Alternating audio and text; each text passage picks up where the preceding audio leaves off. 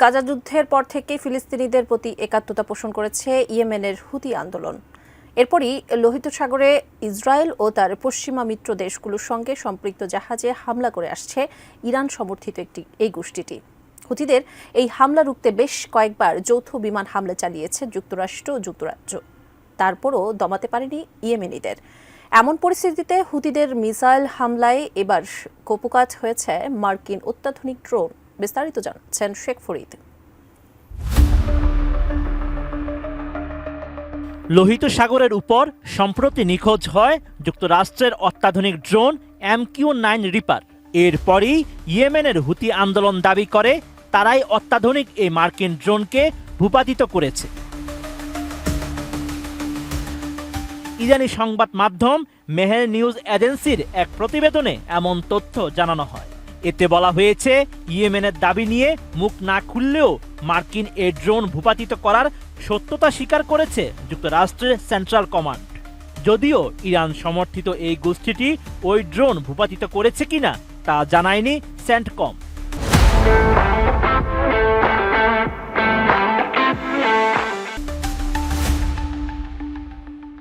নিজেদের দাবির সপক্ষে একটি ভিডিও প্রকাশ করেছে ইয়েমেনের হুতি সদস্যরা। সেখানে দেখা যায় একটি ড্রোন ভূপাতিত করেছে তারা। ইরান সমর্থিত এই গোষ্ঠীটি আরও জানায়, স্থানীয়ভাবে তৈরি করা স্থল থেকে আকাশে নিক্ষেপযোগ্য ক্ষেপণাস্ত্র দিয়ে MQ-9 রিপার ড্রোন ভূপাতিত করা হয়েছে।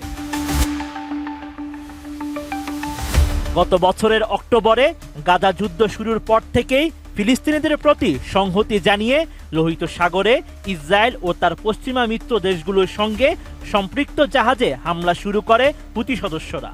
এর আগে ইয়েমেনের হুতি আন্দোলনের সামরিক মুখপাত্র ইয়াহিয়া সারি জানান, আকাশ প্রতিরক্ষা ব্যবস্থার মাধ্যমে 15টি ড্রোন ধ্বংস করেছে হুতিরা। ড্রোনটি কোন অস্ত্রের সাহায্যে ভূপাতিত করা হয়েছে সেই সম্পর্কে বিস্তারিত জানাননি ইয়াহিয়া। তবে পশ্চিমা সামরিক বিশ্লেষকদের ধারণা, ইরানের তৈরি সারফেস টু এয়ার মিসাইল নিক্ষেপ করে ড্রোনটি ভূপাতিত করা হয়েছে। সংঘাত শুরুর পর থেকে এখন পর্যন্ত 12টি MQ-9 রিপার ড্রোন ভূপাতিত করেছে ইয়েমেনিরা।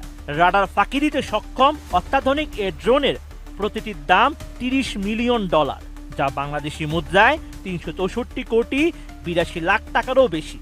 বড় আকৃতির এ ড্রোন গোয়েন্দা তথ্য সংগ্রহ ও নজরদারির কাজে ব্যবহৃত হয়। এটি 16টি হেলফায়ার মিসাইল বহনে সক্ষম। এছাড়া নিখুঁত টার্গেটে আঘাত আনার সক্ষমতাও রয়েছে এ ড্রোনের। Sheikh Farid, ATN news.